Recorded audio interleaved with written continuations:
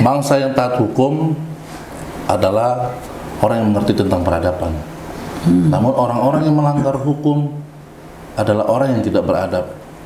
Dalam podcast hari ini, kami dari tim ETSA kembali mengulas terkait dengan bagaimana kita bisa mengedukasi tengah-tengah masyarakat. Permasalahan sang burung biru. Kita lihat bahwa sejarah sang burung biru ini masih diperdebatkan di ruang publik. Lalu apa sebenarnya yang terjadi di cerita sang burung biru ini?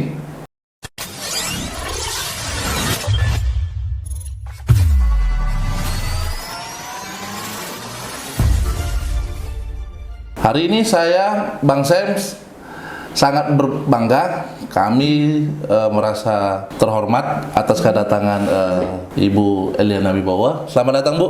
Sama-sama. Kami melihat bahwa dalam beberapa referensi yang kami baca di dalam media, perjuangan Ibu itu tahun 2000 sampai tahun 2022, bahkan sampai saat ini masih berproses ya? Masih, Pak. Iya. Gimana, sehat, Bu? Sehat, Bang. Sehat. Ya. Jadi bagaimana sebenarnya, Bu? Apa yang terjadi terkait dengan sejarah kepemilikan di Bluebird Group ini? Apa kaitan Ibu dengan dengan Pak Suryo Wibowo? Oh iya. Iya, belakangan ini kok saya sering baca ya di Google, di berita-berita elektronik lah ya. Kok semakin carut marut gitu mengenai sejarah awal berdirinya tuh Bluebird Group ya, mengenai tahun berdirinya, terus siapa juga keluarga pendirinya gitu. Kok itu ya, saya tuh jadi merasa kok dua keluarga dieliminasi menjadi hanya satu keluarga saja. Sepertinya itu akan menghilangkan sejarah awalnya gitu loh, Bang. Jadi aneh ya. Jadi terutama ini dikatakan oleh cucunya, salah satu cucu Ibu Mutiara Djoko Sutono, yaitu khususnya Sigit Soeharto dan sepupu-sepupunya, bahkan saudara-saudaranya lah ya, yang konotasi cucu-cucu dari Ibu Djoko Sutono, jadi merupakan generasi ketiga ya, dalam tanda kutip ya.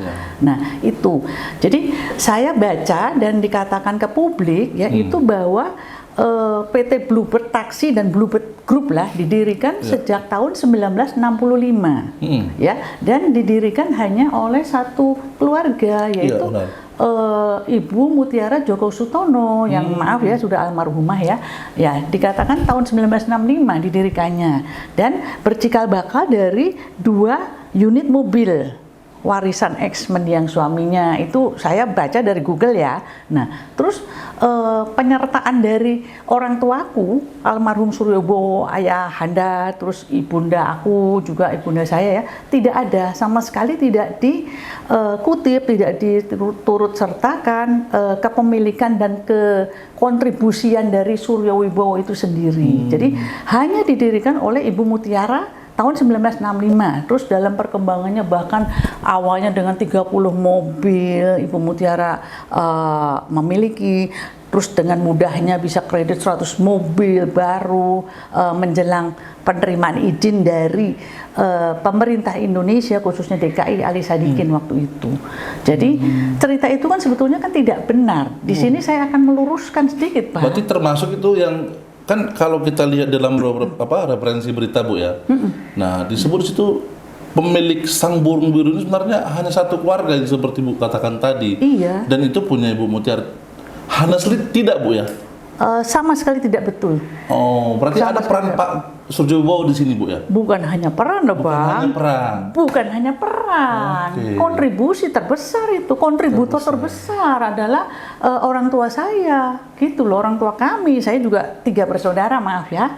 Saya juga punya kakak 2. Saya kebetulan putri bungsu dari almarhum ayahanda Suryo Wibowo. Berarti ketika dikatakan pemilik adalah hanya satu keluarga, ternyata di balik itu adalah ada peran utama dari Pak Suryo Wibowo yang sangat besar loh, Bang. Sangat besar. Konotasi sangat besar kontribusinya. Iya. Yang menyatakan sangat besar apa kira-kira, Bu? Yang bisa nanti kan masyarakat bisa memahami bahwa contohnya ya mungkin ya. Kan terkadang kan masyarakat ini kan hanya melihat bahwa berita yang dia baca, berita-berita mainstream. Namun pada kenyataannya ini kita baru mendengar loh, Bu. Maksudnya saya sendiri baru mengetahui bahwa memang Pak Suryo Wibowo itu adalah berarti pendiri utama Kalau saya bilang iya, jadi publik pun juga harusnya mengakui bahwa ayahanda saya itu adalah pendiri utama dan pemodal utama. Kenapa saya katakan pemodal utama? Karena beliaulah dan ibu saya tentunya dan itu keluarga kami mengeluarkan modal yang paling besar dengan semua fasilitas yang dipersyaratkan oleh gubernur saat itu pemerintah Indonesia, khususnya Ali Sadikin, Gubernur DKI waktu itu. Apa kira-kira Bu persyaratannya, Bu? Tahun 1971 untuk ya, Pak. mendirikan taksi berargometer kalau tidak salah, Bu ya? Ya, dengan argometer, dengan cat yang seragam untuk 100 mobil minimum, dengan radio call Motorola, terus dengan perbengkelan segala. Nah, persyaratannya antara lain 4 yang krusial ya Bang ya. Jadi harus mengoperasikan 100 unit mobil brand new. 100 unit. 100% baru. Dan itu punya Pak Joko atau Pak Suryobowo yang punya? Tidak. Jadi kami membeli. Jadi atas dasar ayah saya yang pemodal utamanya dan ayah saya punya jalur itu perbankannya tuh kuat karena memang ayah saya dulu pemilik bank, salah satu bank, Pak. Juga sudah memang itu lahannya orang tua saya karena orang tua saya itu sudah main di transportasi. Bahkan kita sudah mengelola limusin di zaman Presiden Soekarno. Tahun 1962 juga ayahku itu sudah mendapat penunjukan langsung dari Presiden Soekarno untuk melayani semua transportasi Asian Games dengan berpuluh-puluh mobil limusinnya yang katakan waktu itu hampir 50-60 limusin. Ya Mercedes-Benz, Opel, Holden, dan yang mobil-mobil Eropa pada umumnya lah Pak, saat itu ya. Nah, bayangkan Bang, kalau misalnya perusahaan orang tuaku itu tidak bonafit atau tidak kredibilitasnya tinggi, mana mungkin seorang Presiden Soekarno yang begitu pandainya menunjuk antara lain salah satunya ayahku itu, perusahaan ayahku. Tahun 1962 ya, dan selanjutnya pun juga kami melayani hotel-hotel mewah. Waktu itu kan ada Hotel Indonesia ya, Hotel Bintang 5 pertama yang didirikan oleh Presiden Soekarno tahun 1962 sepertinya ya waktu itu. Nah terus lagi apa saja yang menjadi kontribusi ayahku waktu pendirian itu disyaratkan juga oleh gubernur untuk memiliki sendiri lahan pool dengan semua fasilitas perbengkelannya, dengan sistem manajemen montirnya, terus pengemudi yang berpengalaman dan lain sebagainya, dan harus punya bank garansi segala macam. Pokoknya fasilitas perbankan itu cukup rumit saat itu. Oke Bu, saya mau nekankan saja Bu. Artinya selain Ibu membantah terkait kepemilikan hanya satu orang, ternyata pemiliknya ada 2 orang. Nah, saya mau tanya Bu, sekarang Ibu menegaskan nih. Apakah fasilitas 100 mobil, full tempat parkiran mobil, perbengkelan, itu milik satu orang? Dan sistem manajemennya loh Bang, maaf itu ya. Enggak, maksud saya lebih ke modal awal. Apakah itu punya 2 orang atau 1 orang Bu penegasannya? Tadi yang saya bilang sekali lagi, yang saya tahu itu dan menurut pengakuan kedua orang tuaku juga itu terbesar. Jadi kontribusi terbesar adalah ayah saya. Jadi saya tidak mengatakan bahwa keluarga Ibu Mutiara Djoko Sutomo itu tidak keluar kontribusi ya, tapi saya rasa sedikit sekali karena yang terbesar adalah kedua orang tua saya itu. Oke baik Bu. Ya. Kalau Ibu bilang bahwa terbesar. Iya. Pemodal utama. Iya, kita merasa kaget juga. Ibu bilang terbesar, lalu yang menjadi kenyataan saat ini di beberapa media. Berita terbaliknya. Terbalik. Seakan-akan PT Bluebird itu sendiri tidak mengenal yang namanya Suryobowo. Bahkan dieliminasi. Maaf ya, bahasa Belandanya disetip. Disetip itu kan dihapus, diiris. Inggrisnya diiris, Belandanya Jadi di-stip dari sejarah pendirian Bluebird atau pemegang saham atau dari kepengurusan organisasi perusahaan, Bu? Pertama, disetip dari sejarah kronologis pendiriannya.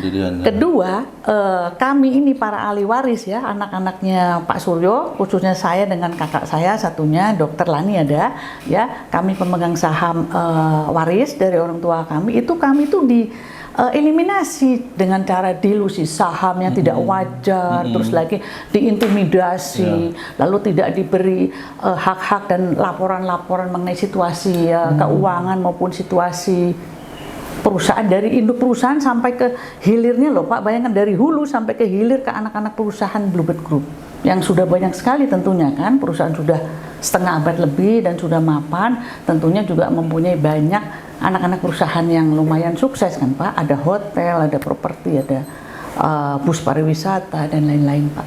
Itu kami tidak mendapat laporan sebagai hak pemegang saham, laporan keuangan dan laporan situasi. Yang ada dikatakan merugi, butuh tambahan saham, dilusi lah Pak itu tahun 2015. Padahal banyak sekali kejanggalan. Padahal taksi itu beroperasi, saya pikir penumpang, pelanggan itu sangat banyak di seluruh Indonesia Bu ya. Bahkan di daerah saya sendiri di Sumatera itu, ya taksi Bluebird itu merupakan pilihan yang utama. Di dalam kita memakai armada untuk katakan dari satu tempat ke tempat yang lain. Ini sebelum ada taksi online ya, artinya kalau saya urutkan dari seperti apa yang Ibu sampaikan dari tahun 1971 sampai 2023 ini. Ya artinya sebenarnya memang harusnya sudah banyak asetnya Bu ya. Keuntungannya memang betul. Harusnya ya sudah, aduh Pak, sudah benar-benar. Nah, apakah Bu, ini Bu, apakah memang nama dari awal itu PT Bluebird atau memang sebelumnya ada Bu? Oke, nama-nama sebelum dari PT Bluebird ini? Ya, saya jelaskan sedikit Bang ya. Jadi nama Bluebird taksi itu sudah sangat harum. Itu sudah merupakan goodwill ya Pak. Jadi malah waktu itu juga kita dapat predikat the biggest transportation in town atau in Indonesia gitu, dan untuk safety-nya dan untuk segala keamanan dan servisnya ya Bluebird ya. Nah, waktu didirikan tahun 71 itu PT-nya saja yang bukan PT Bluebird Taksi ya, awalnya dengan PT Swindu Taksi, tetapi jauh sebelum itu pada waktu Gubernur Ali Sadikin melonsing itu izin taksi, nah yang mempunyai milik PT itu semuku ayah saya. Jadi kan diharuskan nggak boleh individu Pak, harus memajukan itu dengan nama PT. Untuk memajukan izin mengambil izin taksi itu, yang 8 izin taksi resmi itu harus sudah mempunyai PT. Kalau enggak kan masuk kemana izinnya gitu ya, memiliki izin itu harus PT, suatu PT lah, badan usaha Pak. Nah itu adalah perusahaan ayah saya yang bernama PT Semuko pada waktu itu. Berarti artinya cikal bakal dari PT Bluebird ini sebenarnya PT Semuko juga berperan dong? Betul, jadi PT Semuko itu adalah perusahaan ayah saya yang menerimakan izin taksi dari Gubernur itu sendiri, Gubernur DKI saat itu. Termasuk yang prestasi Asian Games tadi tuh? Ya, pokoknya perusahaan-perusahaan ayah saya itu kan banyak Pak, maaf ya bukan saya sombong. Jadi ada PT Semuko, ada perbengkelan sampai di Lampung, ada pabrik rokok di Jawa Timur, ada pabrik batik, ada macam-macam lah Pak. Ada dealership Fiat, segala mobil-mobil Eropa. Kita sudah menjadi dealer ya waktu itu dari tahun 40, 50, 60, 70. Malah ayah saya juga sudah bisnis dengan perbankan, maksudnya memiliki bank sendiri ya Pak ya di Jakarta pada saat itu ya. Artinya secara finansial sudah mapan Bu ya? Sudah sangat mapan sekali. Lalu yang saya juga bingung Bu, ada orang yang sudah mapan lalu kemudian membangun perusahaan, lalu dan fakta sejarahnya dihilangkan. Nah, jadi ini kan yang perlu dikoreksi Bu tengah-tengah masyarakat, supaya masyarakat juga mengerti, teredukasi bahwa memang Sang Biru ini atau gejolak yang ada di Sang Biru ini sebenarnya bisa diartikan dengan pengertian dari kedua belah pihak. Nah, yang saya lihat adalah dari sisi Ibu Mutiara kan artinya Pak Purnomo sekarang ya. Kalau saya baca di dalam beberapa referensi berita, Pak Purnomo yang menjadi dan pemegang saham dan anak-anaknya ya, dan keponakan-keponakannya ya, ahli waris. Nah, artinya mereka yang secara tidak langsung yang mengoperasionalkan itu. Nah, lalu sebenarnya dalam hal-hal penghilangan sejarah ini, apakah kemudian sudah dilakukan Bu upaya-upaya terkait dengan penghilangan hak itu? Ya apalah semacam yang Ibu dirugikan lah. Iya, sebenarnya kami itu sudah ya, jadi saya dengan kakak saya segala ya, kami sudah lelah juga memperjuangkan keadilan itu Pak. Jadi mengingat dari ya sekali lagi saya kembali cerita ke belakang sedikit tadi kronologis ya. Bayangkan saja Pak, tahun 1968 itulah awal tahun perkenalan antara kedua orang tua saya dengan Ibu Mutiara. Ya, seperti yang sudah pernah saya sampaikan juga waktu itu ya di media ya. Jadi Ibu Mutiara itu dengan menantunya, seorang menantunya yaitu Doli Siregar yang merupakan ibu kandung dari Sigit Soeharto yang sekarang direktur utama atau apa, Bluebird Taksi TBK atau apa itu. Nah, datang mengemis-ngemis membawa payung jalan kaki ke rumah orang tua saya di Jalan Raya Taman Sari waktu tahun 1968. Gunanya untuk apa? Tujuan mereka datang, mereka mengemis-ngemis ya untuk menitipkan 2 buah unit kendaraan ya, katanya peninggalan mendiang suaminya atau apa ya, mobil bekas gitu ya Pak ya. Karena mereka mengatakan waktu itu belum mempunyai perusahaan yang untuk menampung armada taksi itu. Jadi kan otomatis kan jadi seperti taksi gelap ya Pak, tidak ada payung perusahaannya, payung hukum perusahaannya. Nah, sedangkan sang menantu itu Ibu Doli katanya dia cerita ke orang tua saya juga bahwa dia mendengar dari kawan-kawannya, dari relasinya bahwa di Jalan Raya Taman Sari itu sudah ada perusahaan taksi yang terkenal, ya, yang sudah banyak dengan limusinnya waktu itu melayani Asian Games dan lain-lain. Maka mereka memberanikan diri, Ibu Mutiara datang dengan menantunya Ibu Doli Siregar ke rumah orang tuaku untuk menitipkan 2 unit kendaraan itu di bawah payung perusahaan kedua orang tuaku itu, gitu Pak, supaya bisa dijalankan gitu, maksudnya melayani hotel ya, hotel Indonesia, hotel lain-lain dan perusahaan-perusahaan asing lainnya seperti perusahaan Jepang waktu itu banyak Pak, ya ada perusahaan Jepang, ada perusahaan minyak sudah mulai masuk ke Indonesia kan waktu itu tahun 1968 gitu Pak. Ya, jadi nah di situ baru perkenalan. Nah, dalam perjalanan setelah perkenalan itu sebetulnya tuh kami itu tidak butuh penitipan 2 mobil itu, bukan saya sombong sekali lagi, karena untuk apa? Karena kan kedua orang tua saya sudah memiliki berpuluh-puluh mobil yang mewah Pak, untuk melayani hotel bintang 5. Termasuk 100 unit ya? Betul, untuk Asian Games tadi dan untuk melayani segala perusahaan-perusahaan asing dan untuk segala macam Pak, taksi charter, taksi apa, dengan izin loh Pak, taksi bedref. Walaupun waktu itu belum ada argometer. Jadi sistemnya tuh charteran dan jam-jaman dan harian, mingguan, bulanan, kontrak tahunan gitu Pak ya. Nah itu. Nah tapi karena ya memang gimana ya, kami punya rasa welas asih ya kedua orang tua saya, jadi akhirnya menerima dan mau membantu menerima titipan 2 kendaraan itu dari Ibu Mutiara ya. Nah akhirnya dioperasikanlah di bawah naungan perusahaan ayahku. Ya dianggap jadi satu begitu Pak, penitipan gitu manajemennya ya. Nah terus dalam perjalanan tahun 1971 itu Gubernur DKI itu Ali Sadikin melonsing 8 izin taksi itu tadi Pak, ya resmi, tapi syaratnya cukup berat, makanya hanya dikeluarkan 8 izin taksi. Nah itu salah satunya ya kami ambil itu, yaitu PT Bluebird Taksi itu. Yang tadinya dari Semumpo awalnya Pak ya, Semumpo, lalu tahun 1971 kami mendirikan bersama 2 keluarga juga itu, keluarga Ibu Mutiara dan keluarga ayah saya itu PT Swindu Taksi. Produknya sendiri dari awal memang sudah Bluebird, jadi Bluebird Taksi, sehingga mobil-mobil kendaraan yang di jalanan itu logonya semua, mereknya juga memang Bluebird Pak. PT-nya ya bukan Bluebird, PT kan bisa apa aja ya, PT apa, tapi produknya Bluebird Taksi. Oh, dari awal sudah namanya begitu, cuma nama PT saja. Nama perusahaannya perusahaan aja ya, yang tercatat ya. Ya, tapi produknya sudah Bluebird Taksi Pak di jalanan yang warnanya biru muda dengan logo burung gitu ya. Dalam perjalanan ya kami ya cepatlah itu cepat merambat, lalu bisa mendirikan banyak anak perusahaan ya. Yang saya tahu juga seperti Bus Pariwisata People didirikan tahun 1978, terus juga ada lagi karoseri, terus ada lagi kontainer, terus lagi ada warehousing, Mitra Warehousing, Sigler waktu itu juga yang assembly mobil pemadam. terus juga ada properti Pak. Jadi kami ada hotel bintang 4 resort ya di Lombok dan lain-lain. Dalam perjalanan ya Pak sampai dengan tahun 2000 itu. Sebelum ayah kami meninggal. Ya. Artinya memang pada perjalanannya PT Smoko, PT Swindo adalah memang bagian yang tidak terpisahkan di PT Bluebird. Iya awalnya Pak, betul. Bisa dikatakan itu cikal bakal utama Pak, cikal bakal pertamanya.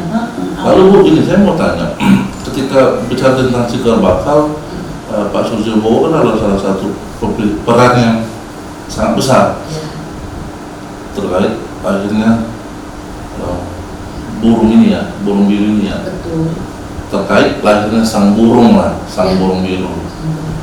Nah, lalu di dalam kepemilikan atau kepemilikan saham, apakah Pak Surjobowo ini adalah merupakan direktur utama?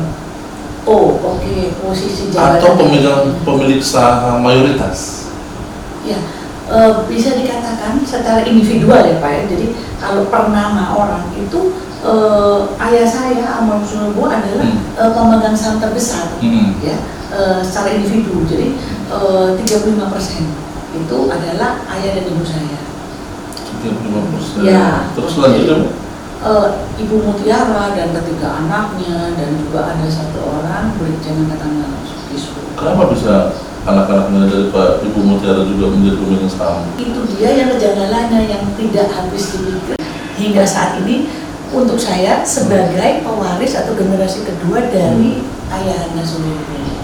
Karena saya waktu itu kan masih kecil-kecil, tapi kalau umur ya, tapi juga saya kan generasi kedua karena saya anaknya almarhum Surjobowo kan, sama seperti Purnomo Chandra Mintasi anaknya dari Ibu Mutiara. Tapi kami, saya dan kakak-kakak saya itu kalau umur walaupun orang tua saya itu tidak beda jauh umurnya dengan usianya tidak beda jauh, selisih 1 tahun dengan Ibu Mutiara.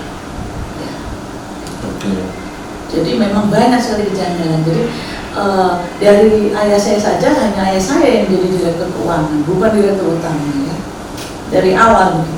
Padahal sahamnya besar. Ya justru karena itu yang saya pertanyakan. Ya. Pak Surjobowo ini kan punya peran penting. Ya. Lalu menjadi hanya direktur keuangan saja, karena tidak direktur utama. Lalu dasarnya menjadikan anak-anak dari Ibu Mutiara ini menjadi pemilik saham itu apa? Karena ya kalau saya mendengar dari apa yang Ibu jelaskan, hanya 2 mobil. Iya, Kan tidak sebanding dengan 100 mobil dan aset-aset lain yang dimiliki oleh Pak Surjobowo kan? Iya.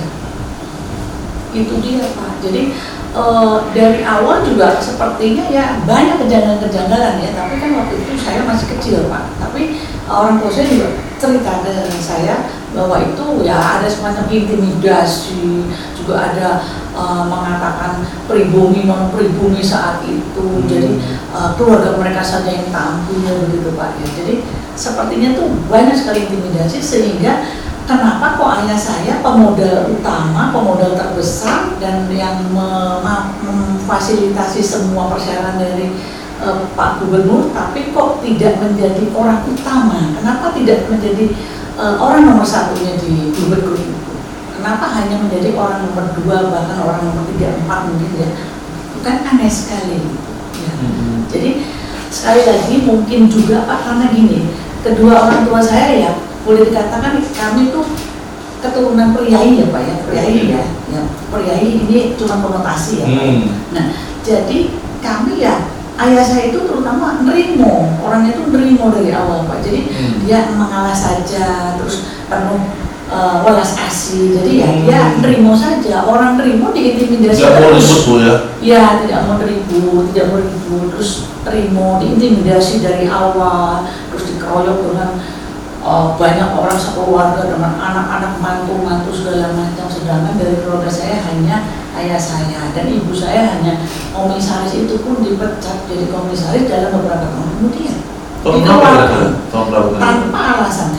Saya rasa tahun 90-an begitu dicoret namanya. Pemilik saham dicoret namanya. Dicoret jadi komisaris.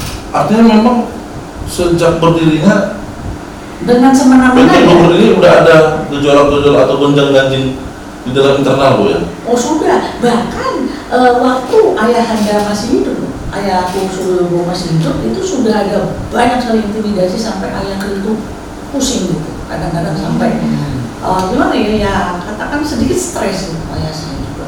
Contohnya tuh intimidasinya apa kira-kira? Itu dia tadi, jadi ibuku dikeluarkan dari komisaris. Pada waktu ayahku masih hidup, bahkan ayahku masih sehat, belum sakit, jadi sekitar tahun 90-an gitu, 90 something gitu ya, coret saja, keluarkan, diganti dengan tahu sendirilah mantu-mantu ibu coba naik, istrinya Pak Lurah siapa. Nah, jadi dari keluarga saya hanya ayahku saja yang jadi direktur, mewakili saham kami yang terbesar secara individu ya. Satu nama saja, sedangkan mereka, wah banyak sekali loh Pak. Anak-anak, menantu, bahkan sekarang cucu-cucu ya.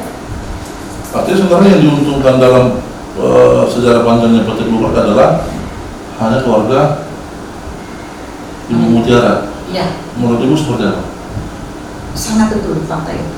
Karena saya sendiri mengalami dengan pengeroyokan tahun 2000 itu, penganiayaan setelah ayahku meninggal, itu makin dahsyat intimidasinya Pak. Jadi bayangkan saja, 13 hari setelah ayahku meninggal, saya dan ibu saya masih suasana duka, terutama saya kan putri bungsu. Tahun berapa?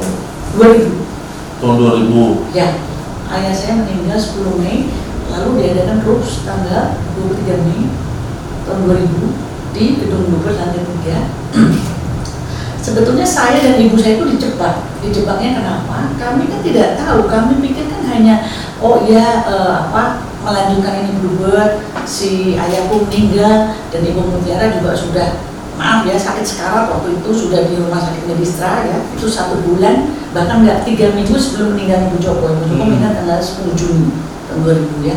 Nah, jadi kan kami sama sekali tidak tahu kalau itu bakal ada penganiayaan dan pengeroyokan. Kami pikir kan hanya membicarakan soal kelangsungan jalannya perusahaan ini setelah ditinggal meninggal oleh para pendirinya, ayahku dan Ibu Joko yang waktu itu sudah sakit keras gitu ya. Sebenarnya di tahun 2000 itu ada nggak Bu yang menyatakan Ibu sebagai waris dari Pak Susilo? Oh iya ada, jelas. Ibu ada. Ada, jadi ya. Dikasih tahu. Kebetulan Ya, juga jelas dari keluarga kami juga kebetulan ibu juga masih hidup waktu itu ibu saya. Jadi jelas kita sekeluarga membuat itulah surat waris, keterangan waris keluarga lah. Ya. Dan sudah kami lampirkan ke perusahaan juga untuk dilampirkan perusahaan untuk mereka mengetahui bahwa Ibu adalah sebagai ahli waris. Iya. Dan untuk didaftarkan menjadi para pemegang saham si anak-anaknya Pak Suryo ini ya. Jadi sebagai ahli waris kan juga memang prosedurnya kan harus demikian Bang. Jadi harus melapor ke perusahaan untuk diubah namanya pemegang sahamnya. Yang meninggal kan harus diubah menjadi ahli warisnya sebagai pemegang saham. Setelah Pak Suryo meninggal, kan ada, apakah ada RUPS yang akan dilakukan atau ya meeting internal daripada perusahaan lah. Kalau dalam bahasa perseroannya kan RUPS ya, rapat umum pemegang saham. Nah, betul. Artinya kan Ibu adalah penerima waris. Ya. Artinya penerima waris ini kan anak dari pemegang saham sebelumnya. Ya. Saham itu dialihkan kepada Ibu dan Ibu kan harus tercatat secara legalnya kan. Betul.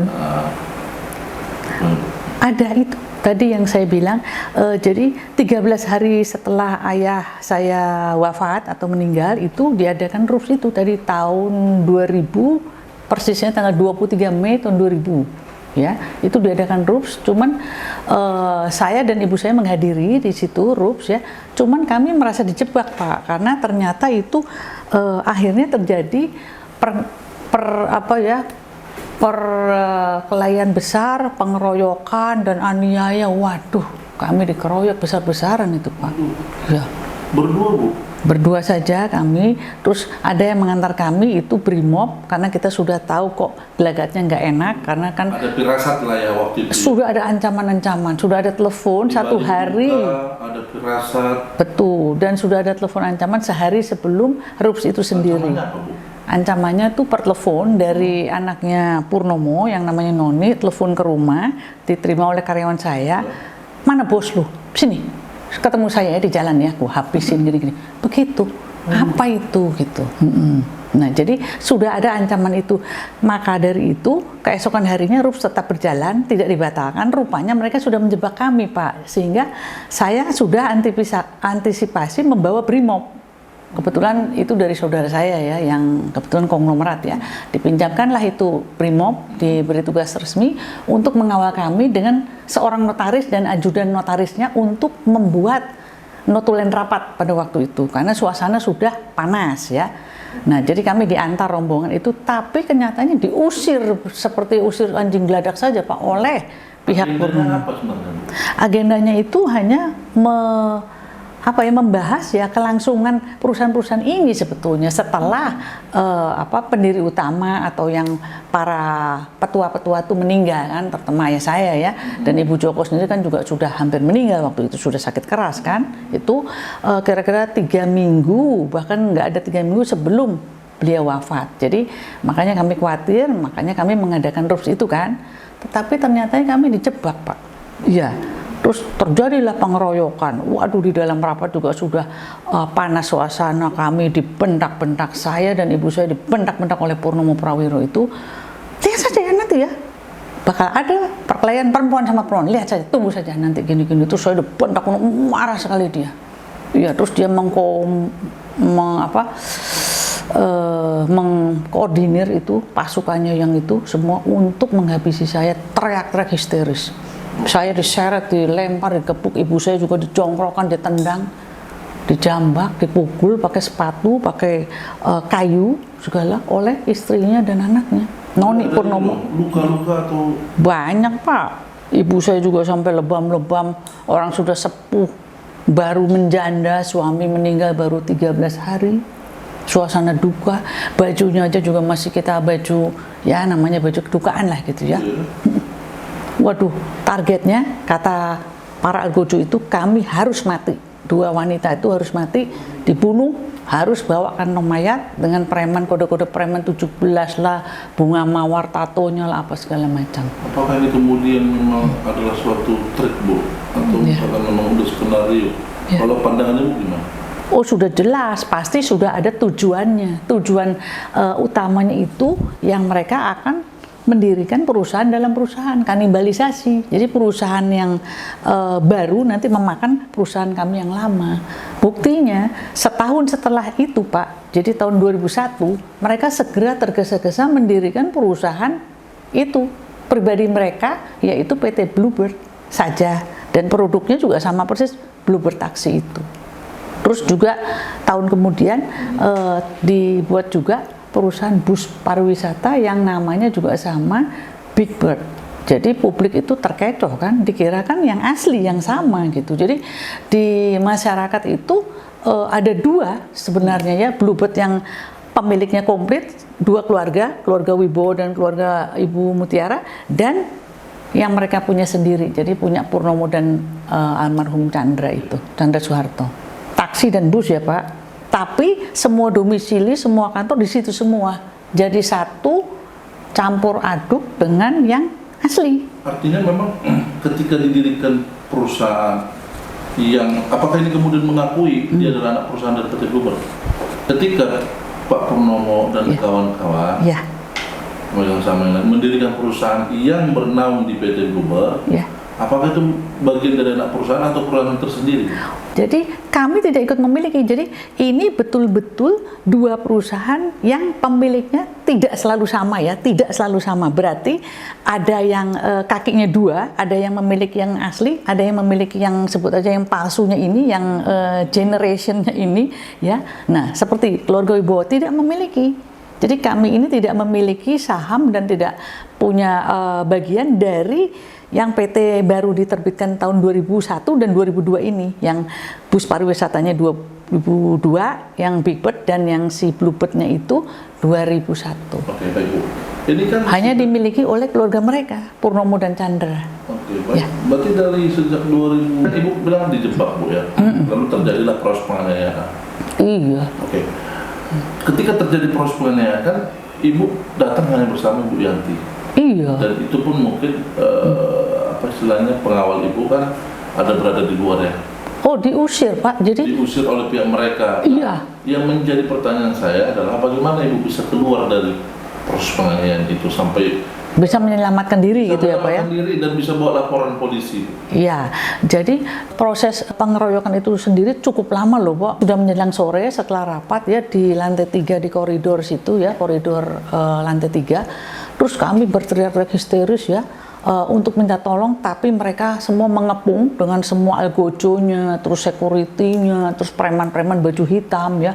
Terus sebagian besar juga karyawan-karyawan Bluebird sendiri yang mana harusnya itu karyawan kami juga kan, tapi dilatih untuk membantai kami. Jadi begitu saya sama ibu saya mau melarikan diri menuju lift Pak, atau menuju tangga turun untuk menuju ke lobi ya, dihadang kami, diseret, dibenturkan ke tembok. Aduh, biadab sekali Pak, sangat-sangat biadab. Aduh, terus ya akhirnya Chandra Soeharto tiba-tiba itu turun ya dari tangga, nggak tahu dari mana, dari lift untuk membubarkan. Jadi mencoba membubarkan, menyuruh Purnomo dan istrinya dan Noni menghentikan. Cukup, kalian sudah sempat mukul ya, cukup, bubar berhenti. Tidak juga mau berhenti sampai akhirnya dengan kebaikan Chandra, dengan kewibawaannya juga, saya berterima kasih juga ke Chandra Soeharto almarhum, memaksa karena dia mungkin anak tertua ya, mungkin gak disegani oleh para adik-adiknya itu ya dan iparnya, dipaksa suruh stop, tidak boleh aniaya lagi. Akhirnya saya dan ibu saya dikawal, diantarkan oleh Chandra Soeharto lewat lift turun ke lantai lobi, diantar sampai ke mobil kami. Jadi kami pulang dengan supir kami, juga dengan para pengawal kami, notaris, brimob, dan asisten notaris juga. 2 mobil kami pulang. Bayangkan Pak, tidak boleh keluar dari koridor itu, mau dibunuh Pak. Iya. Sebenarnya Bu, siapa saja sih yang berhak dalam mengikuti rapat itu? Artinya yang mengikuti rapat RUPS itu siapa-siapa aja orangnya? Ya pada saat itu ya mungkin ya. Jadi memang para pemegang saham ya, jadi keluarga Wibowo diwakili saya dengan ibu saya ya, karena kakak saya waktu itu masih sakit, kakak saya Gunawan itu ya baru sakit stroke gitu ya, stroke ringan lah ya, jadi nggak bisa hadir. Jadi saya dengan ibu saya Wibowo, terus ada Ibu Mintarsi, dia kan pemegang saham juga, merupakan saudaranya Purnomo, terus juga Chandra Soeharto dan anaknya Chandra yang namanya Kresna, anak tertuanya namanya Kresna, itu ikut dalam rapat Pak. Ya, terus satu lagi ada Brigjen Sukiswo, ya sudah wafat juga, itu dia pemegang saham juga. Baik. Ya. Yang melakukan penganiayaan itu siapa aja Bu sebenarnya? Yang ibu tahu dan ibu saksikan dan ibu rasakan? Ya, itu hanya Purnomo dan keluarganya, yaitu 4 orang yang tersangka tadi TSK, yaitu Purnomo, Endang Basuki istrinya, dan si Noni Purnomo dan suaminya, Dr. Indra Marki. 4 orang itu Pak, dibantu dengan semua algojonya itu ya. Ya, proses penganiayaan seperti apa Pak? Kamu dipukul atau pakai alat atau apa? Oh, pakai alat juga, pakai tangan juga, didongkrokin sampai kacamata mami saya pecah hancur, sampai bengkok. Bayangin oma-oma umur 74 tahun Pak, bayangkan kan? Iya, terus saya juga dijongkrokin, pokoknya ditendang, dipukul pakai sepatunya, Endang pakai kayu juga, kipas, terus si Noni dengan brutalnya saya dituding-tuding, dilempar ke tembok segala macam. Dan kami itu tidak boleh keluar, jadi begitu mau itu seret lagi, dia tinggal ngomong ke algojonya, tarik, habisin, dihadapkan lagi ke Sang Maharaja untuk dibantai lagi. Jadi persis kayak penyiksaan kerajaan-kerajaan itu Bu. Romawi, seperti yang orang diadu dengan binatang, singa itu ya. Jadi kalau lari ditarik lagi, diberikan lagi kepada algojo-algojonya dan pelaku-pelakunya untuk dibantai lagi. Kan harus targetnya harus mati katanya, harus sampai mati itu. Yang ngomong mereka-mereka itu semua preman-preman. Ibu menyaksikan. Setelah itu kami dengar mereka begitu bilang target harus mati, terus harus keluar dengan kantong mayat, makanya mau dikerjakan sampai malam. Kalau itu Chandra Soeharto tidak membubarkan Pak, tidak marah-marah kepada adiknya dan iparnya dan ponakannya, kami jadi apa? Tidak bisa keluar loh Pak. Dan yang dibawa kan disingkirkan, tidak dengar karena ada di lobi, ini di lantai 3. Jadi supir pun juga nggak mendengar. Jadi memang betul-betul dikurung ya, diisolasi di lantai 3 itu untuk dibantai sampai mati gitu loh. Targetnya 2 demikian. perempuan, 1 yang rentan tua, Baru yang ditinggal. ditinggal suaminya, cinta, masih ada keadaan dan Kedukaan. pikiran juga belum Stabil, lalu dibantai dan Dibantai. disiksa, dipermalukan, Saya dihina, mendengarnya, disiksa. Merinding kan Pak? Merinding, sangat merinding. saya nggak bisa mendeskripsikan kejadian itu, bagaimana ibu bisa selamat dan bagaimana bisa ibu bisa melupakan itulah. Saya pikir tidak bisa Bu ya melupakan itu. Tidak. Kejadian itu menjadi traumatik ya. Oh, berat. Berat. Dan mungkin sampai sekarang Bu. Sampai. Sampai sekarang ya. Apa yang ibu nggak bisa lupakan apa Bu? Ya, kekejamannya Purnomo itu saya terngiang-ngiang suaranya habis saja. Oh, apa saja, nonit juga. Bangsat lu, anjing lu, Cina lu, waduh. Ini maaf ya, saya ngomongnya kasar, tapi inilah it is the fact ibu. Endang, Cina lu, dasar Cina lu, bantai sekeluarga lu, kayak yang punya negara. Emang lu hidupin gue dalam hati saya nih ya. Emang gua makan dari lo, pokoknya kebalik bapak saya makanin lo. Kok jadi kacang lupa kulitnya gitu. Ya kan? Awalnya siapa yang ngemis-ngemis ke keluarga saya? Ini benar-benar kacang lupa kulit dan air susu dibalas sama Air tuba. Saya dicina-cinakan. Terus saya marah waktu sehari sebelumnya si Endang juga ngata-ngatain saya Cina. Dasar Cina lu. Telepon itu Pak yang Berarti ancaman. memang benar Bu terjawab Bu ya. Artinya kan ketika itu kan ya, telepon ibu itu terjadi. Betul. Itu ya? Ada 2. Jadi memang by skenario. Iya. Targetnya sudah jelas. Betul. Terus abang tahu saya jawab apa kepada Endang waktu Endang mencina-cinakan saya lewat telepon itu ya, telepon rumah ke telepon rumah. Laki lu juga Cina. Laki lu Cina Surabaya. Purnomo itu Cina Surabaya.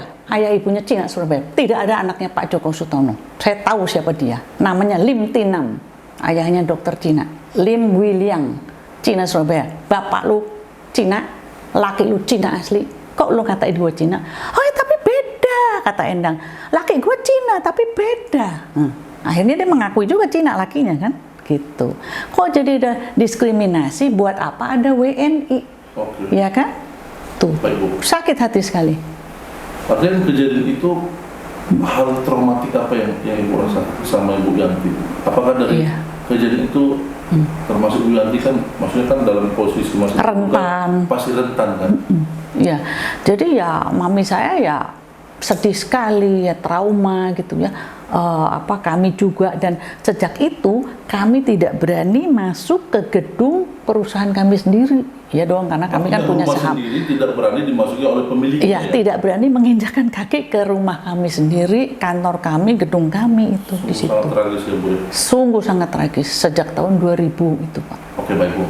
Ibu kan sudah, artinya kan dari kejadian itu Ibu buat laporan polisi dong. Betul. Ibu buat laporan polisi di mana Bu? Di Polres Selatan. Di Polres Selatan dengan terlapornya siapa aja Bu? Itu langsung, jadi Purnomo dengan sekeluarga 4 orang itu. Purnomo, Endang Basuki, Noni Purnomo, dan Indra Marki. Prosesnya di mana?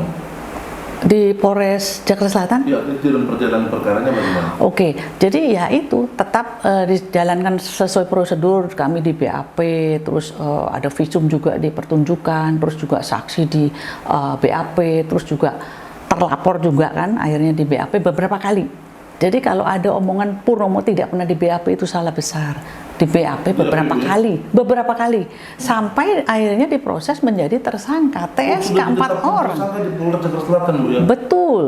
Sebelum dipindah ke Polda PMJ ya, ditarik itunya, itu sudah menjadi TSK. Artinya dipindahkan di Tersangka, Polda? Itu iya. perkara dipindahkan ke Polda? Ditarik ke Alasannya Polda. apa katanya Bu? Alasannya untuk atensi para petinggi Polda, janggal kan? Janggal. Karena ini kasus besar, jadi besar. supaya cepat adil, cepat selesai, marilah kita tarik ke Polda. Nah nyatanya Ternyata dalam perjalanan dipendem di Polda, tidak dilimpah-limpahkan ke kejaksaan, kejaksaannya sampai menagih, ya mana nih P20, P21, 19 terus 19, oh tunggu gitu kan, padahal udah TSK loh Pak, ya kan sebelumnya. Akhirnya saya dan tim pengacara saya memperadilankan PMJ Polda Metro Jaya tahun 2001 ya Pak. 2001 di Pra-peradilankan ya. 2000 akhir sampai 2001 awal kita pra-peradilankan Polda untuk segera limpahkan. Kenapa? Karena ini sudah TSK, kok nggak dilimpahkan. Akhirnya keputusan pengadilan PN Selatan kami dimenangkan. Kami pelapor dimenangkan. Keputusannya bagus, yaitu memerintahkan Polda Metro Jaya, putusan pengadilan negeri Selatan ya Pak, dan sudah inkrah untuk limpahkan ke kejaksaan supaya cepat supaya cepat bisa P21 kan Pak. Sudah disidangkan. Iya. Artinya untuk memenuhi unsur supaya ditegakkanlah keadilan. Betul.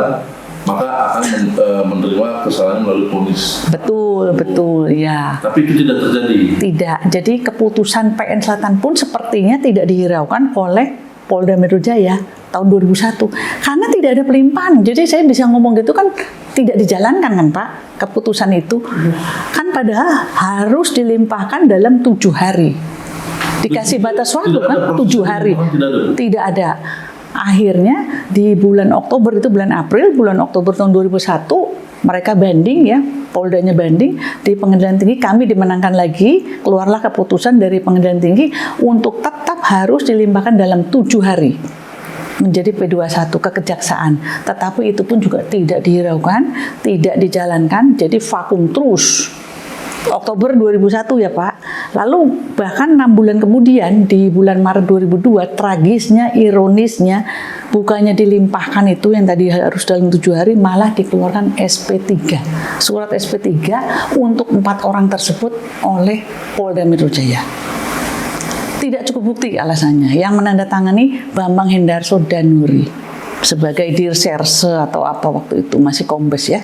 Nah ini jadi apa namanya saya. Di situ saya kecewa sekali Pak dengan institusi Polri itu ya. Jadi menggelitik Bu. Nah Betul. dalam yang saya pelajari dalam perkara hukum itu adalah ketika suatu perkara itu dinyatakan diawali dari penyelidikan itu pencarian kronologis dan fakta hukumnya. Lalu ketika sudah memenuhi unsur baik kronologis dan fakta hukum tentu akan naik sidik. Di sidik itu penyidikan itu akan mencari bukti-bukti dan fakta-fakta, bukti-bukti yang apa yang kita dalilkan dan bisa kita buktikan. Dan untuk penetapan tersangka itu sebenarnya kan bukan hal yang sembarangan. Artinya harusnya sudah memenuhi 2 unsur minimal, 2 alat bukti. Lalu ketika sudah ditetapkan tersangka dan kemudian di SP3, nah ini yang menjadi carut marut. Jadi sebenarnya inilah Pak Kapolri dan Pak Presiden Jokowi dan Menko Polhukam dan stakeholder lah dalam penegakan hukum. Iya. Bagaimana kita bisa menegakkan hukum kalau mafia-mafia hukum juga kemudian masih ada di ruang lingkup penegakan hukum itu sendiri.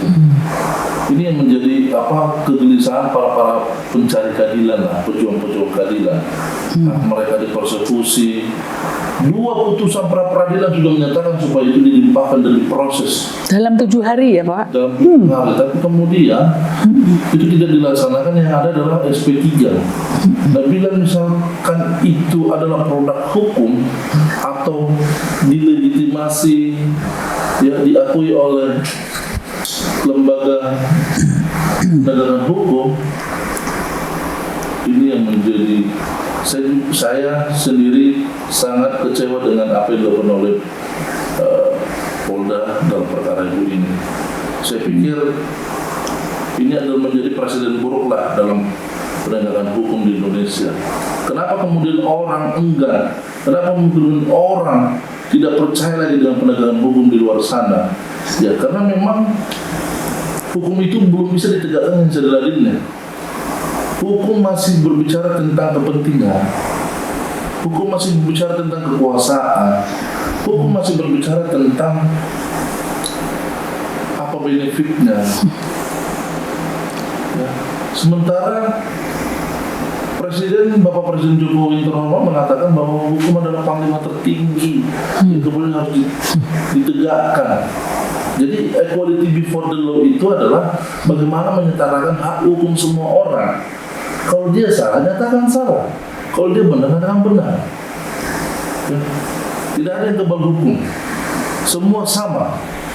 Saya sendiri yang katakanlah memiliki ilmu karena saya sarjana hukum, saya pernah belajar tentang hukum dan memang basic saya adalah sarjana hukum. Jadi bagaimana mungkin saya bisa menyaksikan ketidakadilan tersebut dan saya tidak mendidih.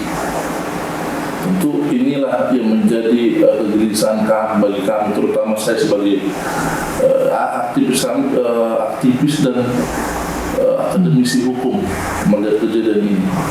Yang menjadi poin penting yang memang harus diselesaikan di negara ini. Tidak ada yang kebal hukum, yang ada adalah bagaimana menempatkan kedudukan hukum itu menjadi adil dan benar. Betul. Ya, begitu Bu ya. Betul sekali. Terus Bu begini. Ketika laporan polisi di SP3, lalu kemudian apa? Hak-hak dividen ibu masih berjalan atau tidak, Bu? Masih, tapi ya Tapi itu soal tidak berkembang. Sudah, pembagian bagaimana, Bu? ya sesuai porsi saham keluarga masing-masing lah itu ya. Ya menurut ibu itu adil nggak itu?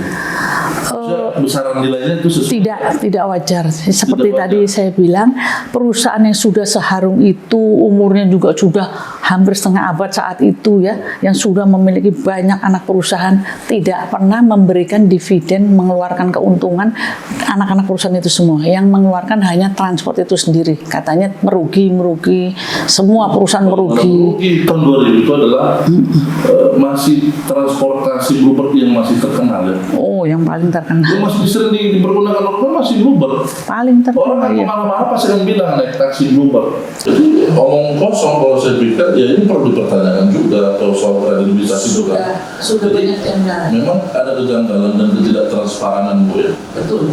Nah, Tidak ada transparansi. oke. Sebagai pemegang saham Ibu terima sampai kapan Ibu terima Bu? Sampai tahun 2013 awal ya. 2013 awal. Setelah Tapi jumlahnya pun tidak wajar dibanding sebesar itu perusahaan itu Pak. Dengan segala anak perusahaannya ya Pak, ya, dari propertinya, hotelnya, terus warehousing. Jadi ya pokoknya besarnya tidak wajar. Sangat tidak wajar dibanding dengan begitu harumnya, begitu besar namanya grup-grup ya Pak, yang dengan berapa belas anak perusahaan, dari transportnya, busnya, terus hotelnya, terus siglernya, segala macamnya. yang tidak wajar itu begini menurut saya. Besarnya tidak wajar. Seperti Ibu jelaskan tadi bahwa di dalam Bluebird ini ada beberapa anak perusahaan yang berdiri tetapi memakai super system dari Bluebird sendiri. Nah, bagaimana mungkin bicara tentang sarana dan prasarana bisa menguntungkan ketika bagi Bluebird? Bagaimana mungkin sarana dan prasarana di Bluebird bisa menguntungkan ketika support sistemnya masih ternyata dibagi-bagi dan dimiliki oleh yang lain. Nah, yang bingungnya adalah kalau dikatakan merugi, nah ini problem keterbukaan secara laporan keuangan makanya dari PT Bluebird. Nah, itu pernah nggak dilaporkan kepada Ibu sebagai pemegang saham? Tidak. Dari tahun berapa?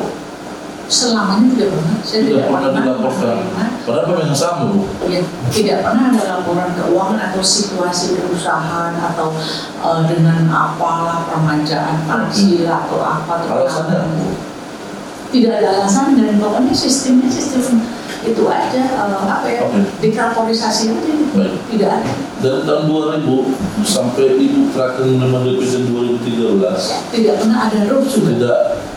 Bayangkan Pak, perusahaan sebesar itu ya tidak pernah mengadakan rules di mana harus ada setiap tahun kan, harusnya menurut undang-undang perusahaan kan, Sekali setahun Bu kan?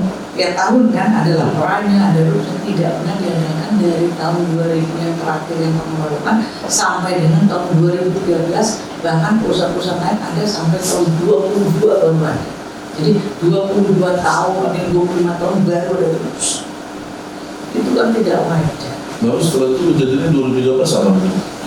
Ya, 2013 itu jadi mereka tiba-tiba mengadakan MOB, manajemen operasional bersama. Mereka mengumumkan. Ya. Yang persis isinya kami tidak tahu, pokoknya antara dua pihak aja, yang perusahaan Pusaka Group yang dimiliki oleh dua keluarga saja, keluarga Chandra Soeharto dan Bung Solino, dan perusahaan yang asli induk ya, yaitu PT Bluebird Taksi dan PT Bluebird Bus kami itu dilakukan lagi itu MOB, khususnya taksi, tapi tidak ada hasil keuntungannya, dan kami juga tidak tahu bagaimana mengelolanya itu MOB karena tidak terpilih dan kami nggak dilaporkan. Jadi misalnya ya, yang di MOB itu apa, manajemennya, terus keuangannya gimana, pembagian ordernya gimana. Ini kan vital banget Pak, pembagian order ya. Kalau ada order masuk tuh penyalurannya kasih ke siapa, ke sini apa ke situ. Kan ada dua Pak. Ya, Kan begini Bu. terus pengeluarannya juga, jadi ada dua hal Pak. Pemasukan iya, pengeluarannya juga untuk membayar biaya-biaya operasional itu, overhead itu siapa yang menanggung. Kita nggak tahu, nggak dikasih laporan. Bahkan pendiriannya juga masih pakai support systemnya dari Itu dia. PT Bogor Taksi. Gimana mau manajemen operasional bersama? Nah itu Apa modal dari PT Pusaka yang seperti itu dari modal mereka apa kemarin? bawaan mereka apa ya? Iya, Mereka artinya bawa ya, apa artinya ya? mereka bawa modal apa lah untuk bisa masuk dan Iya. dilakukannya operasional bersama apa? Tidak tahu, tidak ada pemberitaan, tidak ada pengumuman tiba-tiba diadakan begitu kan aneh Pak. Dan itu terrealisasi. Terrealisasi. Dan keuntungannya apa Bu bagi perusahaan Bogor Taksi? Nah, bagi induk perusahaan, saya sebut induk karena kan memang lahir duluan ya. Jadi Iya. induk ya, yang tahun 71 dan tahun 78 Bluebird-nya dan Bigbird-nya ya. Tidak ada malah merugikan. Kenapa saya berkata begini? Tolong Abang lihat kronologisnya ya. 3 tahun terakhir sejak 2013. Jadi 2013 mereka mengadakan MOB, manajemen operasional bersama, supaya sama-sama diuntungkan, saling dukung. Padahal siapa dukung siapa, Iya. kami nggak tahu toh. Nah, karena saya juga nggak boleh diikutsertakan dalam perusahaan itu dengan alasan nanti berantem sama Noni loh. Kan ini bukan perusahaan Noni Purnomo sendiri. Saya pernah mengajukan diri loh kalau Purnomo, Pak saya mau jadi direktur. Oh, jangan nanti saya takut berantem sama Noni. Bakal berantem. Jadi ini perusahaan siapa? Kita kan nggak tahu kan di situ. Iya. Udah. Terus tahun 2013 MOB, ya. Tahun 2014 mereka tiba-tiba IPO TBK yang perusahaan Pusaka Group, yang perusahaan pribadi mereka yang 2 keluarga Purnomo dengan Chandra itu di IPO kan di TBK kan 2014. 1 tahun exactly 1 tahun setelah MOB itu dibuat. Nah, terus waduh sudah dipanen kan uang langsung IPO. Ya bukan saya ngiri, tapi ini kejanggalan. Kalau halal sih nggak apa-apa gitu loh ya. Nah, terus iya tiba-tiba tahun 2015 tragisnya, sungguh kronisnya, tiba-tiba mereka mengundang RUPS 2015 dari Bogor Taksi, ya, induk perusahaan mengadakan RUPS ya, yang mengundang pihak Purnomo. Agendanya adalah perusahaan kurang modal, butuh 50 miliar untuk segala macam operasional, bla bla bla, 50 M. Siapa yang tidak ikut serta modal sesuai dengan proporsi kepemilikannya sama dengan dilusi. Setip, wah ya kan gitu, tahun 2015. Maka kami tidak mau lah setor uang, keuntungan aja nggak pernah dibagi kok, mau setor pakai apa ya kan. Jadi saya terutama dengan kakak saya ya, itu tidak berani menghadiri RUPS itu tahun 2015 Ya, karena tahun 2000. traumatik yang bekas pengeluaran itu. Siapa yang berani masuk ke gedung itu? Ya kan, siapa yang berani bertemu dengan Purnomo dan keluarganya?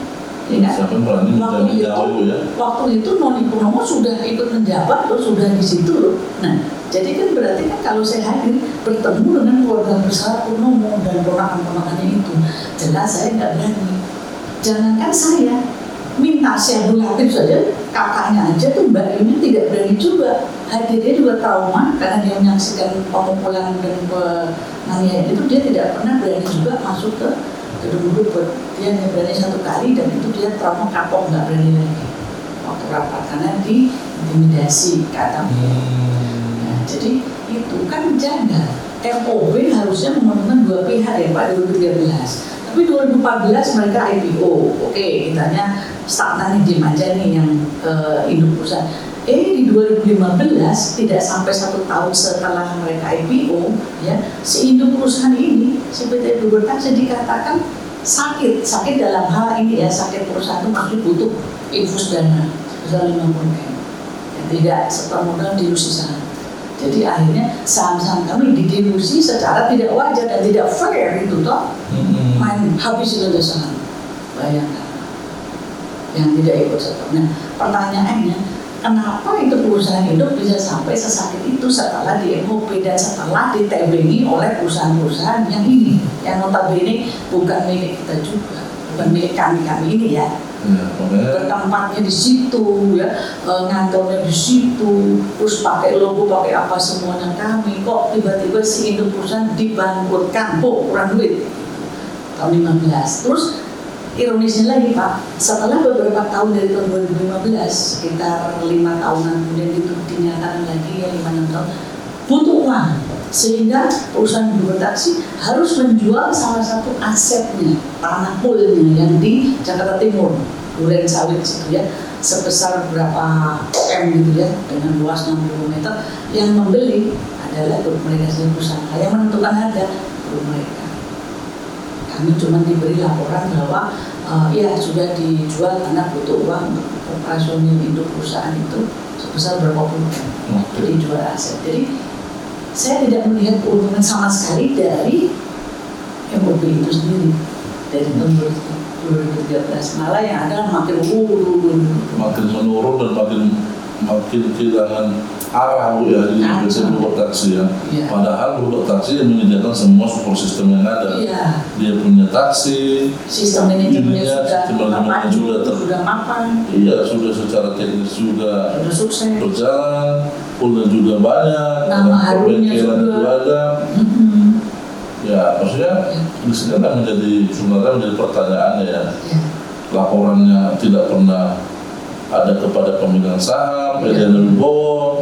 Kalau tiba ujuk-ujuk minta uang supaya merugi, ya, ada merugi, lalu untuk menjadi penambahan modal. Nah, siapapun orangnya saya pikir kalau disuruh ngasih uang tapi tidak ada benefit, pasti dia tidak mau. Tapi ini adalah bagian rangkaian yang saya bilang ya dugaan kita semacam kayak ada permufakatan yang tidak normal gitu ya, yang artinya masih menguntungkan orang-orang atau oknum-oknum yang secara sepihak.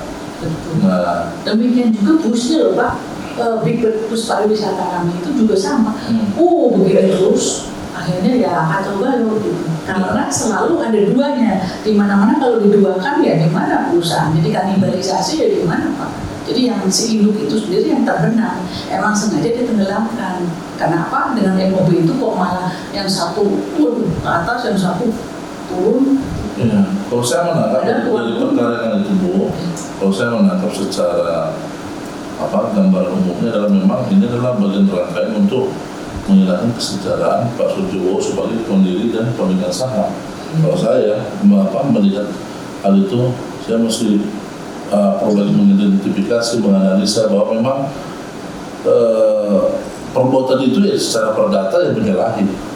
Saya pikir karena ketika terjadi MOB seharusnya kan ada kesepakatan para pihak, di mana para pihak ini adalah pemegang saham. Nah, ini pemegang saham. Nah, ketika pemegang saham tidak dihadirkan atau tidak dilibatkan dalam pengambilan keputusan, apakah kemudian korupsi itu bisa sah secara hukum? Oke, ada ketentuannya. Minimal berapa nomor saham disesuaikan dengan ketentuan akte ya.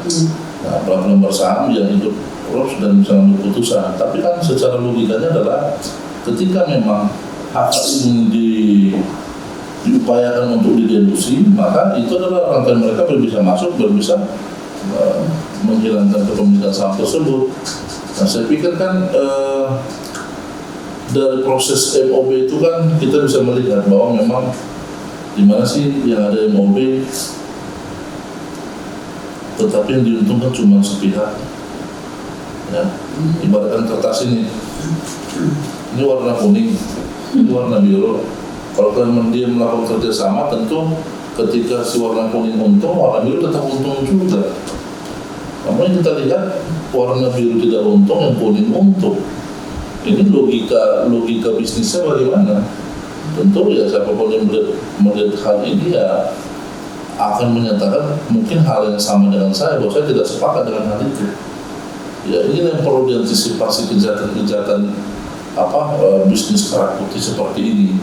Ya, mungkin Pak Sujowo mungkin tidak pernah berpikir bahwa akan terjadi bahwa hak-haknya diamputasi. Tetapi yang terjadi adalah bahwa hal itu terjadi saat ini, ya paling saja mulai dari pengeroyokan,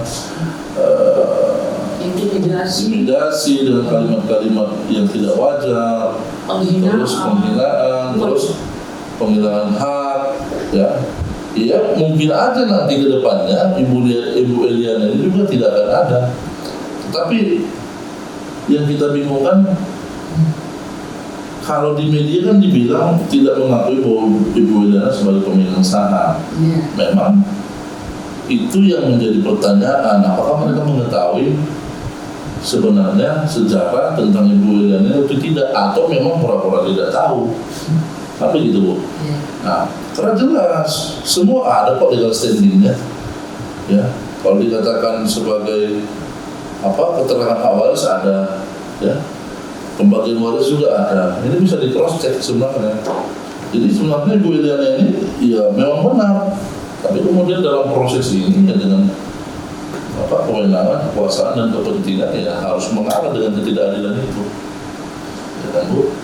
Jadi dari 2013 Bu, setelah tadi perkara Ibu SP3 ya kan mungkin secara pemikiran ini tidak adil. Ya, tapi memang ya inilah Bu, kita diajarkan bahwa memang untuk menjadi adil itu dan untuk mendapatkan sebuah kebenaran itu memang bahasa aktivis itu berdarah-darah. Kalau dibilang berdarah-darah, ya. Ada berdarah-darah pun belum tentu bisa diraih gitu loh. Nah, tapi kan para penegak hukum kan sibuk bahwa kita adalah bagian terdepan, garda terdepan. Bagi siapa yang salah harus kita akan kasih sanksi. Kita harus tegakkan hukum. Namanya itulah yang terjadi memang lip service dan tidak pandang bulu katanya. Lip service. Itulah namanya bagian daripada apa yang diucapkan oleh teman-teman itu bagian daripada lip service lah, supaya ya instansi memang tidak pernah bersalah, institusi memang tidak pernah bersalah. Namun oknum-oknum ini yang terkadang yang menyalahgunakan kewenangan, ya berteman dengan kekuasaan, lalu ketika berbicara tentang kepentingan, ya maka kemudian harus ya ibaratnya tanda kutip bisa melegalkan hak-hak orang yang enggak sebenarnya bukan pemilik. Itu. Jadi memang inilah Bu, kekecewaan banyak orang sebenarnya. Termasuk bukan hanya Ibu, tetapi kalau kita baca hari ini buka di Google terkait dengan pemberitaan sama seperti saya ingat sekali perkara Senggol dan Karta Bu. Ini perkara yang sangat tragis Bu. Bagaimana mereka ini akhirnya tidak terbukti untuk membunuh orang, tetapi dalam perjalanannya Bu, dari mereka ditangkap, mereka diadili dan mereka ditahan, itu sudah sangat melumpuhkan baik kehidupan mereka, rumah tangga mereka, masa depan mereka. Ya, akhirnya ketika mereka keluar dia sudah sudah keropos lah ibaratnya, keropos dia tinggal menunggu. Ya akhirnya mereka wafat, meninggal setelah mereka ini ya mengalami pit pahit itu. Mereka dituduh membunuh, padahal mereka bukan membunuh. Sampai begitu. Ya inilah menjadi koreksi bagi negara ini. Sebenarnya sederhana, ya. Ketentuan hukum itu sudah ada dituliskan dalam ketentuan undang-undang. Artinya apa yang terjadi, apa yang mau kita lakukan, semua diatur dalam ketentuan undang-undang. Namun menjadi pekerjaan rumah tangga adalah bagaimana penegak hukum mau menegakkan hukum. Kalau tidak ada inisiasi, tidak ada rasa memiliki dalam berbangsa dan bernegara, maka akan sulit. Jadi omong kosong kalau kita bicara tentang kita tegakkan hukum, omong kosong kalau cuma hanya dibicara. Oke, kembali lagi Bu. Di 2013 tentu kan ketika ada sebuah ya katakanlah indikasi permainan atau apa yang terjadi di Bu alami 2013 terkait dengan permainan sampan, mereka membuat manajemen operasi bersama, IPO, lalu deduksi. Adakah langkah hukum yang Ibu lakukan? Ada Pak, banyak. Jadi sejak 2013, awalnya di 2000 ya, jadi itu pidana ya Pak, emang pengeroyokan ya. Nah, Ya, itu kan 2000 Ya. yang saya bilang bahwa itu lebih baiknya kan. Betul. Terus sejak 2013 kami sudah menggugat secara perdata juga yang bluebirdnya, yang bigbirdnya gitu Pak ya, dengan berbagai macam gugatan, gugatan perdata tentunya ya, yang tidak keadilan mereka lah. Jadi kami gugat di PN Selatan ya Pak, karena kan domisilinya di Selatan ya perusahaan. Tapi kenyataannya itu kami sudah sekitar 7 gugatan dalam 10 tahun ya Pak ya, karena 10 tahun ini dari tahun 13 itu gagal semua. Jadi ada yang janggal gitu di mana saya orang awam, saya ini MBA ya, jadi bukan hukum ya, saya memang non hukum, jadi tidak ada background sarjana hukum ya Pak ya. Tapi yang saya lihat, karena at least saya kan S2 ngerti lah Pak, jadi tahu karena saya juga biasa ke notaris, dulu diajak ayah saya ngurus beberapa akte ini. Itu janggalnya banyak loh Pak.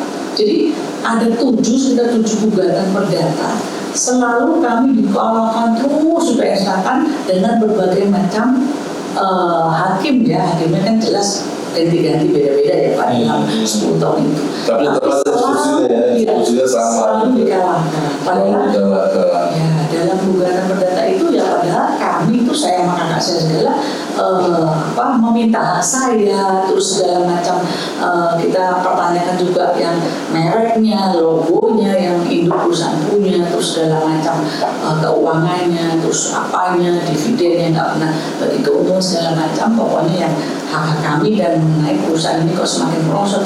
Tapi kenyataannya babat semua, habis semua, yang elok lah, yang ditolak lah, kan aneh Pak, jangan kan dari segitu banyaknya gugatan Pak, semuanya dikalahkan, dipatahkan. Substansinya adalah masih berkaitan dengan hak pendidikan. Iya. Dan sebenarnya itu diakui oleh mereka. Sudah diakui karena Artinya waris ya. Pihak Bogor juga mengakui sebenarnya Ibu adalah sebagai pemegang saham. Sudah.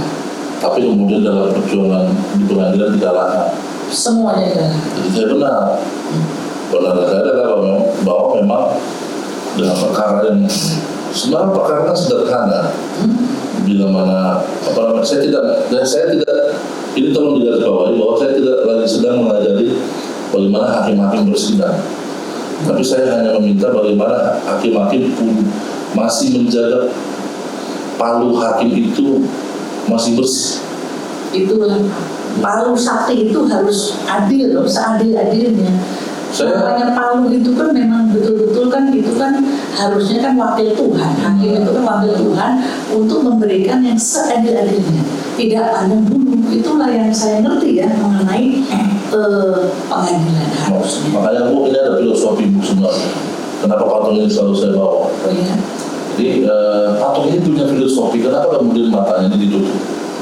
Ketika dia harus mendirikan timbangan dengan pada tangan, supaya dia tidak melihat bahwa ada kepentingan baik untuk pribadinya atau siapapun ketika dia mendudukkan perkara itu secara benar gitu loh. Ya.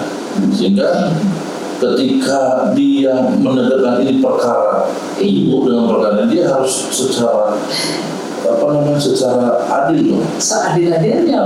Tapi ya itulah memang kekuasaan seperti saya ulangi lagi, kekuasaan ya, kewenangan dan juga kepentingan itu memang sangat ya simbiosis mutualisme lah ya.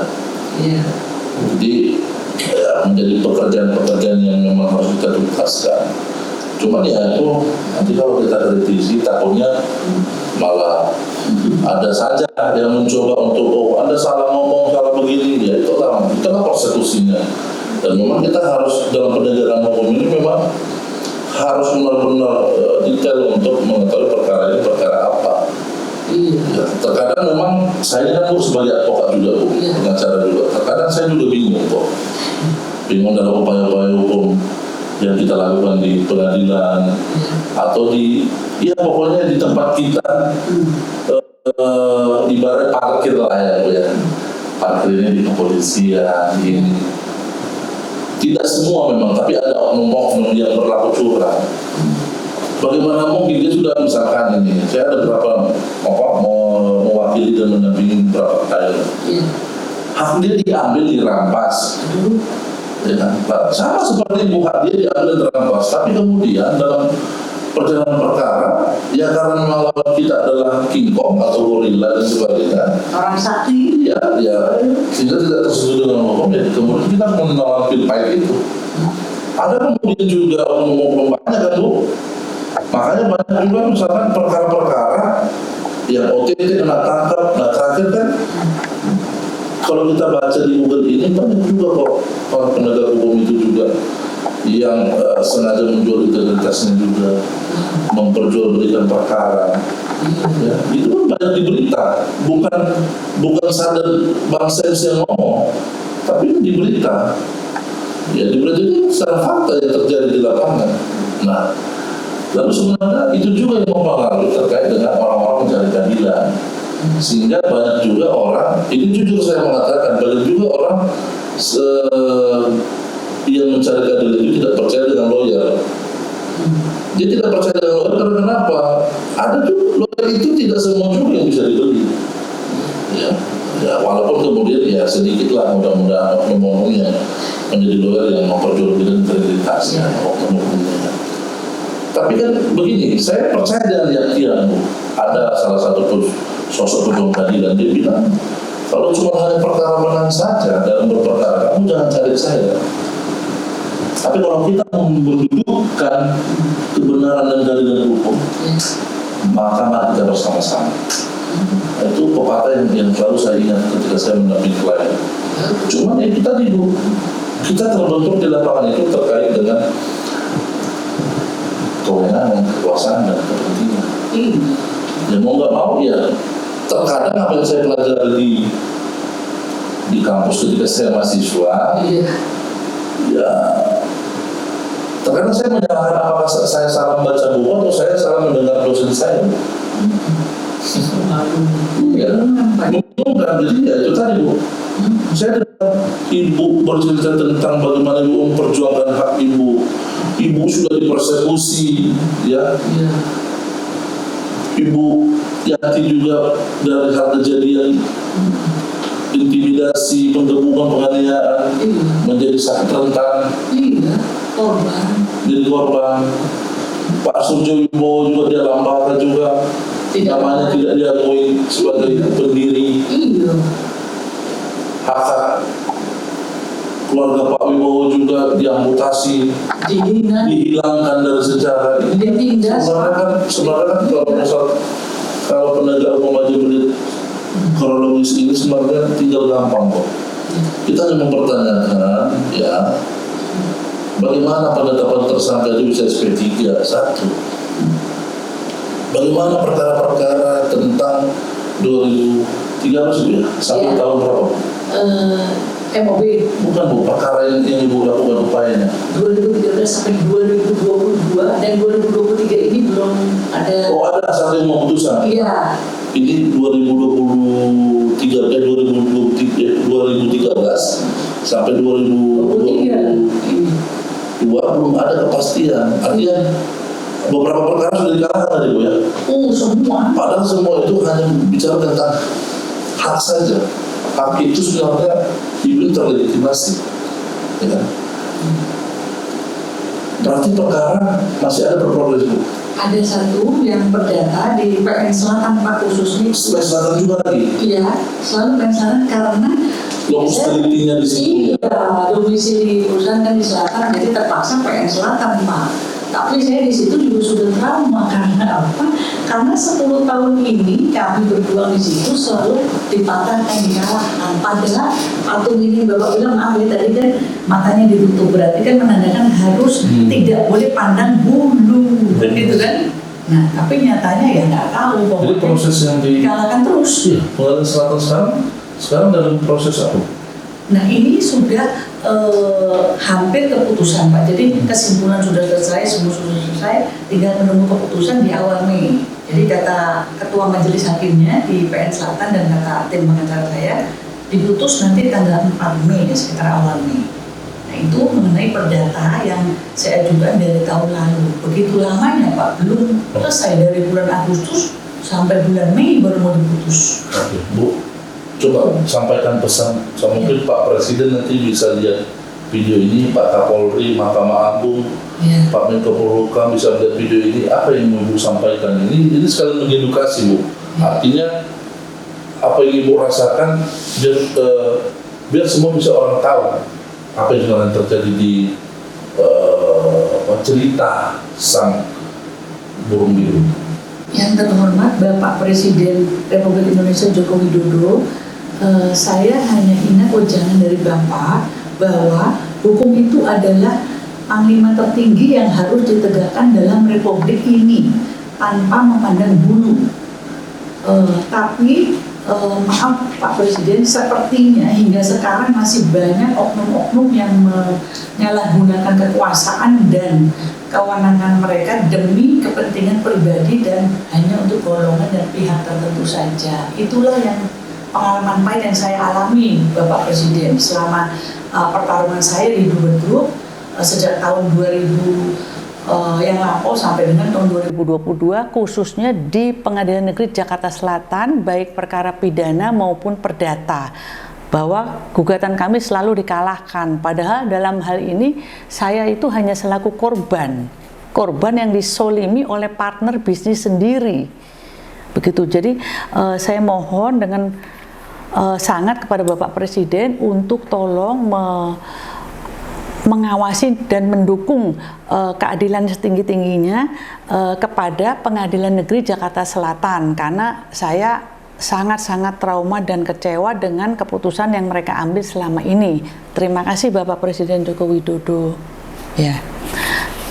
Terus juga kepada yang terhormat Bapak Ketua Mahkamah Agung Prof. Syarifuddin. Pengalaman kami jadi pil pahit yang sangat amat berat selama melakukan gugatan-gugatan di Pengadilan Negeri Jakarta Selatan selama ini sejak tahun 2000 sampai dengan tahun 2022, khususnya dalam gugatan pidana maupun perdata di PN Jakarta Selatan, dan dalam hal ini kami selalu menjadi selaku korban, pelapor maupun penggugat, tetapi selalu dikalahkan di PN Jakarta Selatan itu, dan dengan alasan yang kurang wajar sepertinya. Ini menurut saya dan keluarga saya ya, karena saya korban gitu, yang disolimi oleh partner bisnis sendiri.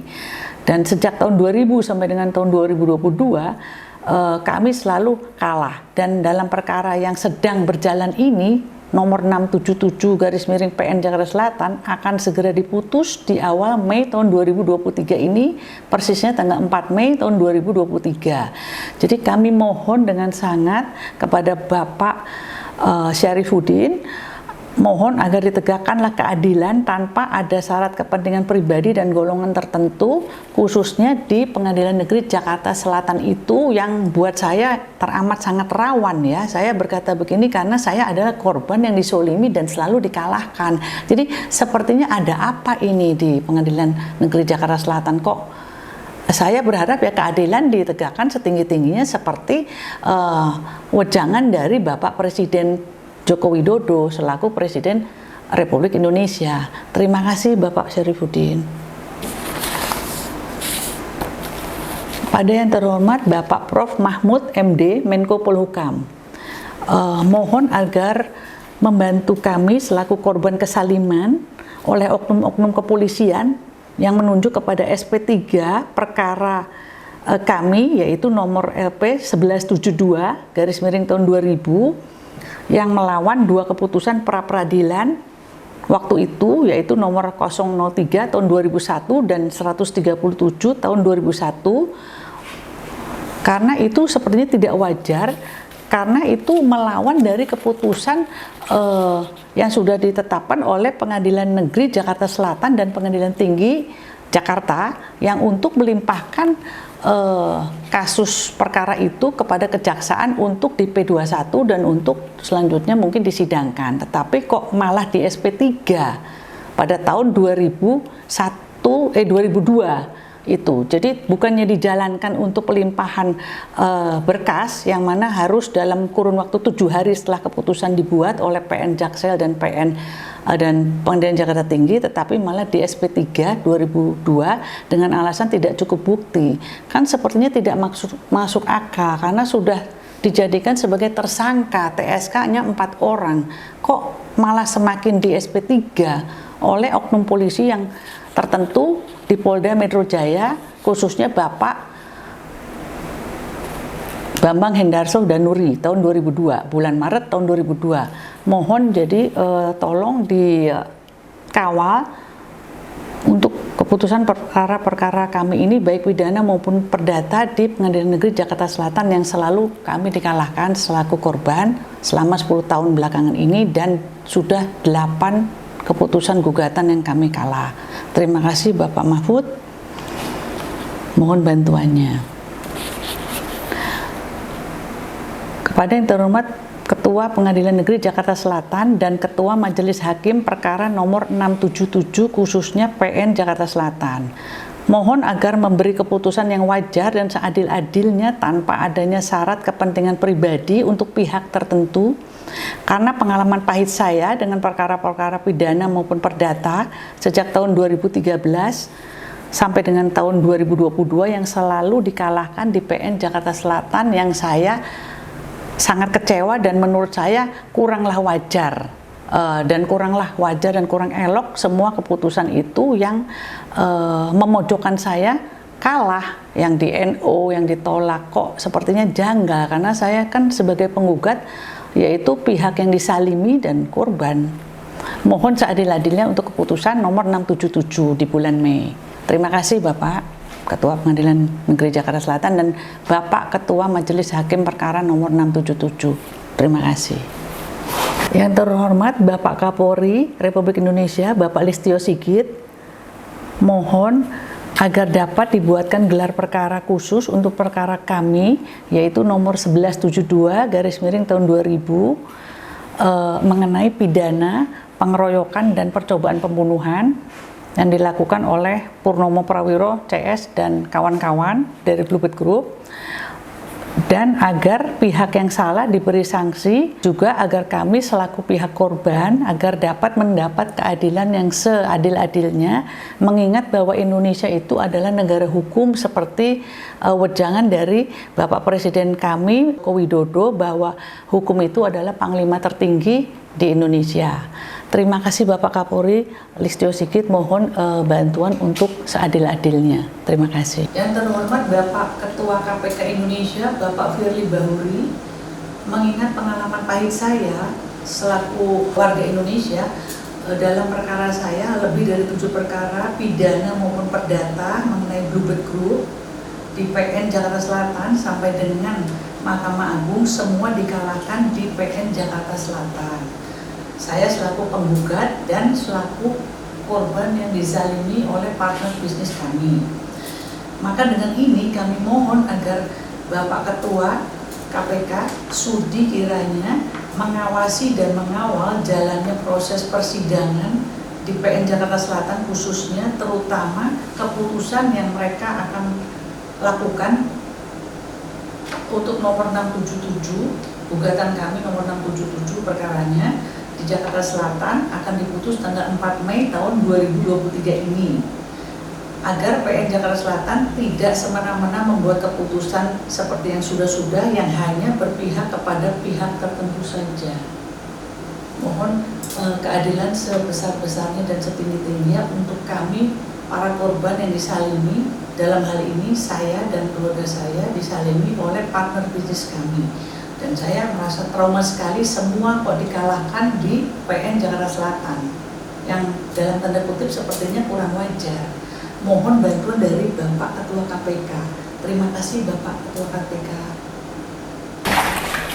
Baik, Bu Eli, terima kasih telah hadir dalam bincang-bincang edukasi kali ini. Kami dari tim Edsa Podcast berterima kasih, dan menjadi pesan edukasi pada pertemuan hari ini bahwa memang keadilan itu masih saja pekerjaan-pekerjaan yang harus diselesaikan oleh lembaga negara ini, Ya. di mana para pejuang-pejuang keadilan tidak henti-hentinya mencari keadilan, namun pil pahit, pemikiran, dan lelah rasa hati dan pikiran menghantui. Tapi inilah fakta yang terjadi di Indonesia, bahwa keadilan itu masih jauh dari apa yang diharapkan. Seolah-olah apa yang dimaksud dalam ketentuan undang-undang masih bisa ditafsirkan jauh dan tidak ditegakkan. Dan kami juga dari tim EPSA melihat bahwa perkara ini adalah perkara yang sederhana sebenarnya, Iya. karena memang apa yang dimintakan oleh Ibu Eliana ya, dalam hal ini, dalam podcast ini disampaikan adalah bagian daripada hak-hak yang harus diberikan oleh PT Bluebird Group. Dan oleh karena itu kita bersama-sama mengkawal perkara 677 ya, Betul. 677 yang akan diputus di dalam Pengadilan Negeri Jakarta Selatan pada tanggal 4 Mei. Ya. Semoga Ketua Majelis Hakim dan Ketua Pengadilan Negeri Jakarta Selatan memberikan hati dan pikiran serta menjaga integritas palu sidang yang suci itu. Saya Bang Sems dengan Ibu Eliana pamit undur diri dan sampai ketemu dalam podcast berikutnya. Terima kasih.